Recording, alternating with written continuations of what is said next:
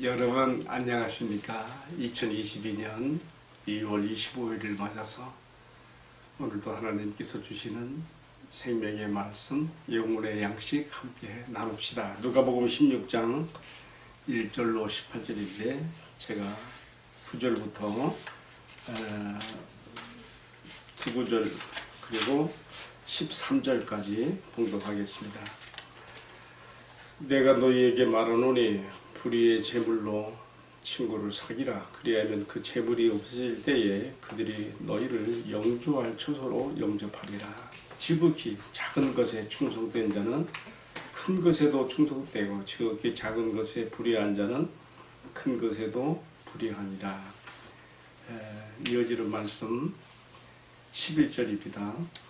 너희가 만일 불의한 제물에도 충성하지 아니하면 누가 참된 것으로 너희에게 맡기겠느냐? 너희가 만일 남의 것에 충성하지 아니하면 누가 너희의 것을 너희에게 주겠느냐? 집 하인이 두 주인을 섬길 수 없나니 호기를 미워하고 저를 사랑하거나 호기를 중히 여기고 저를 경히 여길 것임이니라. 너희는 하나님과 재물을 겸하여서 섬길 수 없느니라. 아멘. 봉독한 말씀을 중심으로 특별히 불의의 제물을 가지고 친구를 사귀라 하는 제목하에 말씀을 나누겠습니다. 우리 바로 앞선 말씀에서는 주님께서 탕자의 귀향이라는 비유를 통해서 우리에게 우리 아버지 하나님의 놀라우신 자비와 사랑을 가르쳐 주시며 사람이 어떤 죄와 절망 가운데 빠져 있을지라도 이 사랑을, 하나님 아버지의 사랑을 기억하고 돌아가야 할 것을 격려해 주시는 그 용기와 희망을 주시는 말씀으로 우리가 받았습니다. 어찌 보면 탕자의 비유라기보다는 용서하시는 아버지의 사랑, 이게 더 적절한 것 같아요. 자, 이제 오늘 이어지는 말씀에서는요, 참 또 예수님께서 특별한 비유를 주셨어요. 불의한 청지기의 비유인데요. 지금 이 누가복음 15장과 16장에서 이 책의 저자는 무려 5가지의 비유를 여기다 갖다 기록하고 있습니다. 참 다른 복음서에서 볼 수 없는 또 특별한 점이죠. 많은 비유를 전체적으로 하면 16개의 비유를 누가복음에서 담고 있는데 15, 16장에서 5개가 나오고요. 그 중에서 오늘 또 비유는요, 예수님께서 앞선 탕자의 귀향이라는 비유에 이어서 참 불의한 청지기가 이를 지혜롭게 처리한 것에 대해 칭찬받는 아주 특이한 비유를 하셨어요. 내용을 잠깐 소개하지요. 한 부자에게 청지기가 있었는데 이 청지기가 이 주인의 재물을 낭비한다는 소리가 이 주인에게 들렸어요. 그래서 주인이 너 이제 더 이상 청지기 직무를 계속할 수 없다, 해고를 당하는 것이죠. 이 청지기 입장에서 아주 그냥 곤란하게 된 거예요. 자기가 지금까지 주인을 대신해서 소작인들로부터 이렇게 공물을 받아들였는데 자기는 그들처럼 이렇게 농사지을 만한 땅을 팔 힘도 없는 것이고요. 그렇다고 어디서 이렇게 빌어먹자니 부끄러운 자존심이 손상이 되고요. 그래서 그 생각하다가 묘안을 짜냈어요. 뭡니까? 오늘 말씀에 잘 나오지요. 주인에게 빚진 사람들 하나씩 불러다가 오늘 본문에서는 2명만 나왔지만 사실은요, 빚진 자들을 모두 부른 거예요. 하나하나. 대표적으로 지금 2사람이 언급됐어요. 너 얼마나 빚졌냐? 내가 매일 100석을 빚졌습니다. 그래? 너 내가 서류를 끊어줄 테니까 50으로 다시 적어라. 또 기름 100개론 100말 진 사람에게는 너 얼른 네가 이 빚 그 서류에 80이라고 적어라. 이런 식으로 해가지고 많은 빚의 채무자들의 그 채무를 탕감해 주는 것이죠. 그가 이렇게 생각한 것은 왜 그러겠어요? 내가 해고당하여 더 이상 할 일이 없어졌을 때에 이 사람들이 내가 자기들에게 베풀 호의를 생각해서 나를 자신들이 돌봐줄 것이다, 이렇게 생각한 것이죠. 자, 여러분, 이 세상 도덕 윤리적으로 보면, 상식적으로 보면 이 청지기는 참 잘못한 사람이에요. 맞아, 주인의 것에 대해서 맞으면 자기 맘대로 했으니까 잘못한 것이죠. 근데 오늘 이 비유에 대한 참 그 난제가 여기 있어요. 근데 주인이요, 나중에 이런 그 내막을 알고서 청지기를 칭찬했다 했거든요. 저가 자기 일을 지혜롭게 행하였습니다. 여러분, 우리가 이 말씀을 어떻게 이해해야 될까요? 저는 이렇게 돌려 생각해 봤어요. 우리나라 조선시대 때 보통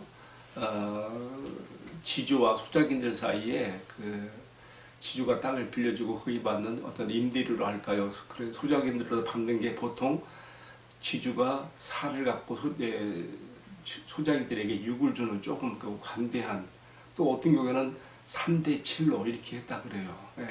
근데 이것이 이제 일제시대가 대해서는 거꾸로 돼갖고 7대 3으로 돼가지고 많은 한국의 조선의 농민들이 고국을 등지고 떠나는 일이 발생하지요. 그러니까 어쨌든 이 소작인들에게 이 청지기가 좀 이렇게 주인에게 잘 보이려고 그런지 모르지만 많이 이렇게 거둬들인 것 같아요. 적정한 그런 그 비율로서 받아들이기보다는 많이 받아들이지 않았나. 그리고 자기가 너무 과하게 부과했던 그런 그 채무에 대해서 좀 경감시켜주는 이런 일을 지금 한 것이죠. 또 실제로 기근이나 흉년 때에는 소작인들에게 그들의 채무를 많이 경감시켜주는 그런 일도 뭐 그 당시에 대부분 있었으니까요. 어쨌든 우리가 지금 이렇게 좀 역으로 생각해 보는 거예요. 그러니까 이 채무를 당감받은 이 사람들은 어떻게 생각하겠어요? 주인이 우리에게 자비를 베풀었구나. 관대한 사람이다. 그 주인에게 감사합니다. 이렇게 살해를 했겠죠. 어쨌든 주인이요, 중간에서 지금 이 청지기가 어떻게 농가를 짓는지 모르지만 그 마을 사람들부터 지금 제가 상상해 보는 겁니다. 그렇게 감사하고 자비한 것에 대한 칭송을 받을 때 어떻게 하겠어요? 다시 그 뒤집어 놓겠습니까? 그렇지 않은 것이죠. 우리가 그런 일이 있잖아요. 어떤 기묘하게 잘못한 그 일을 자기 이익을 위해서 했을 때에 그거 참 기발한 발상으로 그랬구나, 이렇게 말을 이렇게 던지는 것처럼 주인도 지금 이 청지기에게 그놈 참 지혜롭네, 참 지혜롭게 처신했네, 그렇게 했다는 것이죠. 자, 우리가 성경에 나오는 비유를요 좀 이해할 필요가 있어요. 때로는요 어떤 특별하게 강조하고 싶은 한 가지를 초점을 맞추기 위해서 어떤 상식적인 개념들은 이렇게 초월해서 말하는 경우도 나옵니다. 우리가 이러한 비유에 대한 어떤 개념들의 폭을 가지고 오늘 이 말씀을 이해하면 좋겠습니다. 중요한 것은요, 주님께서 이 비유를 통해서 뭘 말하고 싶은 거예요. 한마디로 말하면 준비성이에요. 준비성. 너는 네가 어디서 너의 영원한 장래를 보낼 것인가를 생각하고 지금 이 세상에서, 이 땅에서 너는 준비하고 있는 자이냐?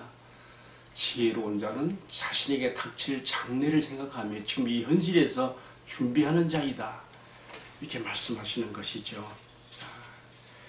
그러면서 주님이 이렇게 말씀하셨어요. 17장 9절에 오늘 제가 읽어드릴 말씀이죠. 내가 너희에게 말하노니 불의의 재물로, 주님은 세상에서 있는 돈, 재물을 불의한 걸로 봤어요. 돈 때문에 벌어지는 나쁜 일들은 얼마나 많습니까? 이 불의한 재물로 친구를 사귀라. 그래야만 그 재물이 없어질 때에 그들이 너를 영주할 처소로 영접하리라. 다른 말로 하면 네가 세상에 있을 때에 이 정말 하나님이 보실 때는 별짓도 다 일으키는 이 불의한 재물이지만 네가 이것으로 정말 친구들을 선대하고 네가 이렇게 선행을 베풀었을 때에 그들이 네가 세상을 떠나 영원한 처소로 들어오게 될 때에 그들이 너를 영접하러 나올 것이며 영원한 처소로 너를 안내하리라 하는 그 말씀이 아니겠습니까? 주님은 이렇게 말씀하시고 이어서 몇 가지 더 말씀했어요. 돈에 대한 이야기예요. 물질에 대한 이야기예요. 10절에 보면 주님이 보실 때 세상에 있는 돈은요, 물질은 우리가 보기에는 아주 그냥 대단하게 보이고 큰 것처럼 그것이 우리 마지막 생을 좌우할 것처럼 보이지만 주님은 뭐라 했어요? 지극히 작은 것이라 했어요. 지극히 작은 것.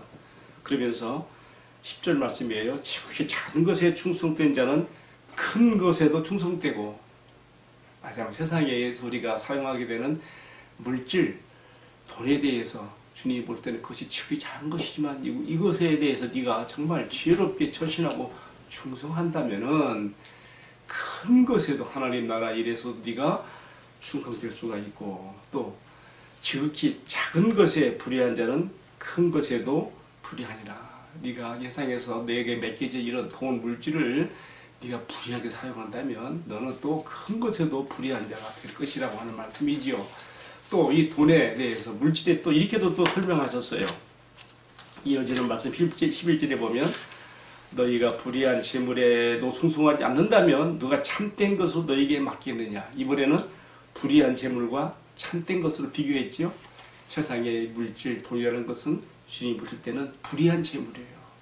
그럼 너희가 이것에 대해서 정말 하나님 앞에 충성된 마음으로 하지 않는다면 참된 것을 너희에게 맡길 수가 있겠느냐.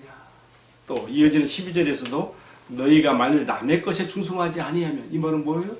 네가 아무리 많은 재산, 돈을 가지고 있든 그거 네 거 아니야. 그거 하나님께서 혹 불어버리시면 하루도 다 날아가는 것이고, 하나님이 네 목숨을 네 앞에다 걷어가시면 그것은 없어지는 거야. 남의 것이에요. 네가 남의 것에 충성하지 아니하면 누가 너희의 것을 너희에게 주겠느냐.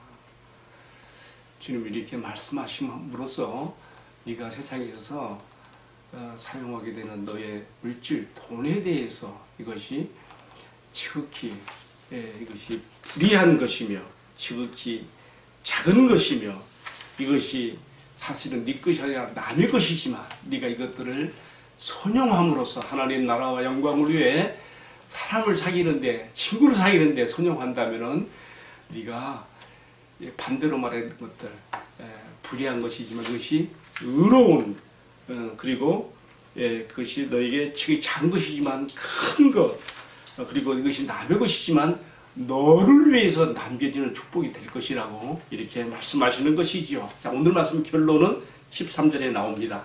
제가 읽어볼게요. 지파인이 두 주위를 섬길 수 없나니 호기를 미워하거나 저를 사랑하거나 호기를 중히 여기고 저를 중히 여길 것임이니라. 너희가 하나님과 재물을 겸하여 섬길 수 없느니라. 아멘.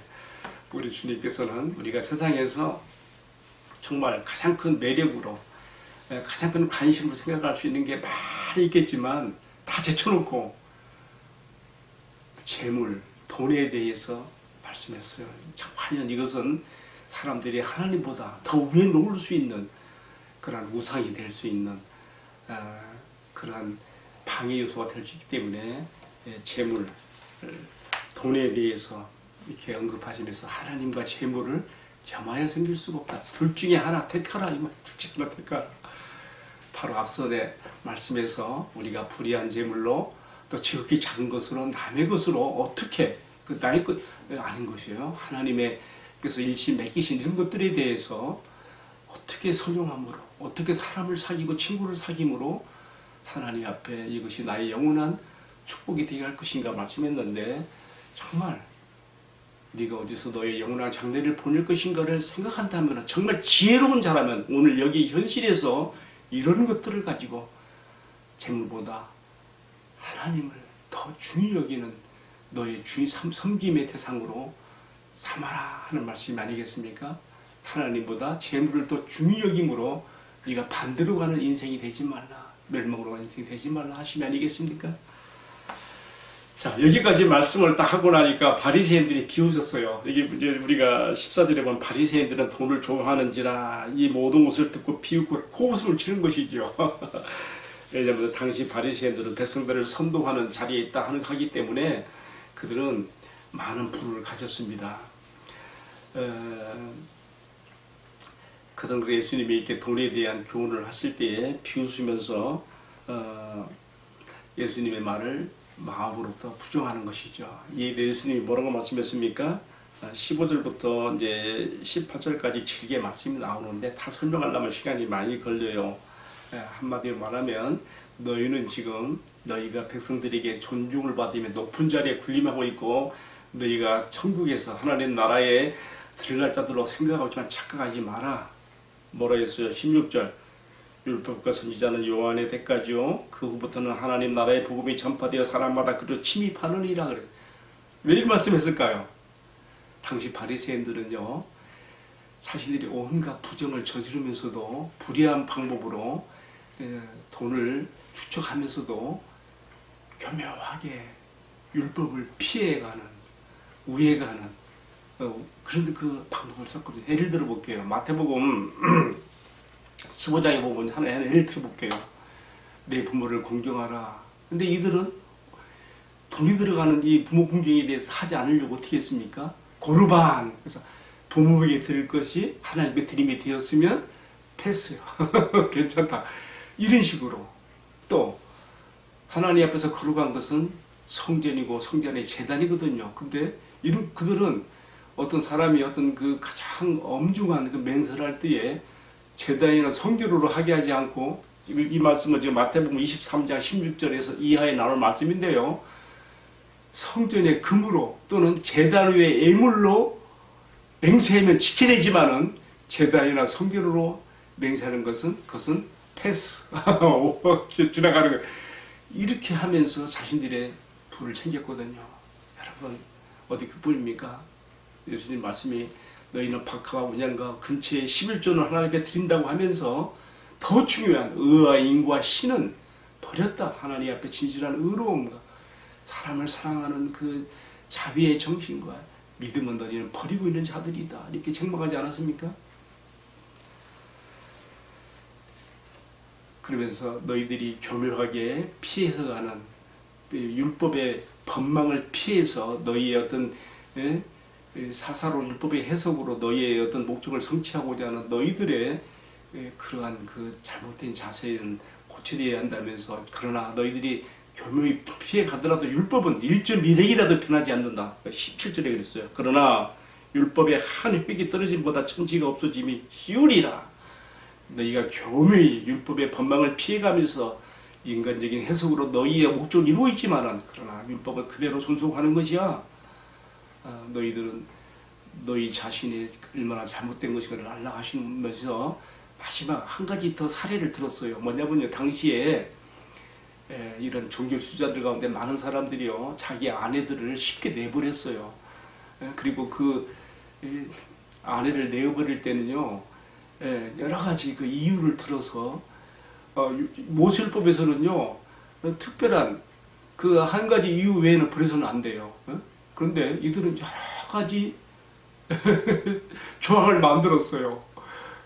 뭐지 제가 다 설명하려면 시간이 많이 걸리니까. 근데 그러면서 쉽게 부인들을 버리는 거예요. 그리고 지 마음에 드는 또 다른 아내들을 이렇게 봐야 되는 거예요. 그래서 예수님 오늘 마지막 말씀에 그렇게 말했어요. 지금 율법 얘기하다가 지금 이 한 특이한 사례를 들어 말씀하시는 거예요. 18절 무릇 자기 아내를 버리고 다른 데 장가드는 자도 가늠하며 무릇 버림당한 여자에게 장가드는 자도 가늠함이니라.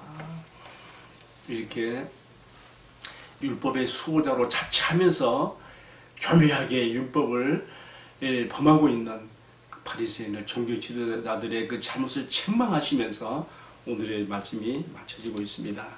자, 여러분 오늘 제가 여러 가지 말씀했네요. 핵심은 다시 원래로 돌아가서 뭡니까? 너희 세상에 불의한 재물을 가지고 너희가 친구를 사게 된다. 너를 위해서만 살지 말고 진정 네가 지혜로운 자라면 네가 준비성 있는 너의 장래를 어디서 보낼 것인가, 영원한 장래를 어디서 어떻게 보낼 것인가를 생각하고 지금 이 세상에서 현실에서 준비한 자가 되어야 되지 않겠냐 이 말씀이지요. 자, 오늘의 말씀을 제가 마무리하면서요. 제가 참 최근에 참 안타까운 일이 하나 있어서 제가 이 이야기를 하고 오늘 말씀과 관련이 되니까 마치고 싶어요. 며칠 전에 저 대학 친구가 담낭암으로 쓰러져서 참 사경을 헤매는 소식을 들었습니다. 이 친구는 선장으로 배를 타다가 내려서 건축업에 뛰어들었는데 제법 처음에 한두 해는 좀 고생했다 그래요. 정말 돈을 많이 벌어서 서울 안에 집이 100채라네요. 나한테 실제 딸을 준비해달라고 부탁하면서 그런 얘기를 하더라고요. 집이 100채 있다 그러더라고요. 근데 엊그제 제가 그 집 가족으로부터 딸로부터 카톡 문자를 받았어요. 아주 그냥 긴 장문의 문자예요. 아빠가 담낭암으로 쓰러져서 이 담낭암에서 이 암이 폐와 림프절 쪽으로 전이가 돼서 수술도 받을 수가 없고요. 또 항암도 2번쯤 했는데 더 이상은 항암 치료 받을 만한 신체적인 그런 상황이 되지 못해서 지금은 손을 놓고 그냥 하나님만 바라보고 있다는 거예요. 교회 안수집사님이신데 너무 안타까워요. 네. 제가 이 문자를 받고 은근히 걱정이 됐어요. 물론 제가 이렇게 소식을 들었으니 하루에 2번, 3번 제가 기도하지요. 그러면서 한편 이전에 그가 나의 목회와 선교를 위해서 마치 도움을 줄 것처럼 그렇게 표시를 했는데 한 번도 하지 않았거든요. 제가 그대로 이 세상 줄을 놓고 떠나지 않을까 하는 염려가 앞서요. 제가 이렇게 염려하는 건 솔직히 내가 나를 위해서 하는 염려보다는요, 그런 거 제가 없어도 괜찮아요.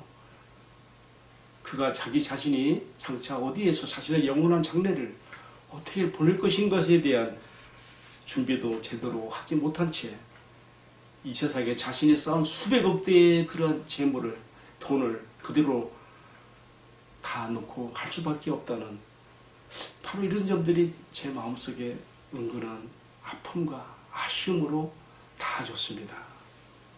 오늘 주님은 우리에게 물질, 돈에 대해서 이렇게 말씀하시지요. 하나님께서 보실 때 이것은 불의한 것이며 너희가 크게 생각하지만 지극히 그것은 작은 것이며 이것은 또 자신의 것이 아니라 남의 것이며 이것은 일시적으로 맡겨져 있는 것인데 이 불의한 재물을 가지고 네가 친구를 사귐으로 그 재물이 없어지게 될 때에 그것이 너에게 불의한 것이 아니라 참된 것으로 남으며 그것이 너에게 지극히 작은 것이 아니라 큰 상금과 축복으로 남으며 그것이 남의 것이 아니라 너의 것으로 영원히 남아지게 되는 축복으로 되게 하라고 하는 이 말씀을 엄중하게 마음 깊이 받아들입니다. 하나님보다 물질을 더 우상시하게 하나님 자리에 놓고 살고 있는 우리 시대에, 우리 현 사회와 시대에서 우리 그리스도인들이 과연 물질관에 대해서 어떻게 가져야 될 것인가 가르쳐주는 이 말씀 마음 깊이 새기게 되기를 주님의 이름으로 축복합니다. 기도하겠습니다. 사랑하시는 주님, 오늘 내 손에 일용할 양식에 부족할 것이 없고도 혹 물질에 남음이 있다면 내가 더욱 많이 쌓으려고 하기보다는 주님이 보시기에 불의한 이 재물로 친구를 사귐으로 이 재물들이 나의 손에서 떠나게 될 때에 도리어 나에게 영원한 축복으로 남겨지게 할 수 있는 지혜로운 성도가 되도록 축복해 주옵소서. 이 모든 말씀을 존귀하신 우리 주님 예수 그리스도의 이름으로 기도 올리옵나이다. 아멘. 예, 마쳤습니다. 감사합니다. 내일 또 뵙겠습니다.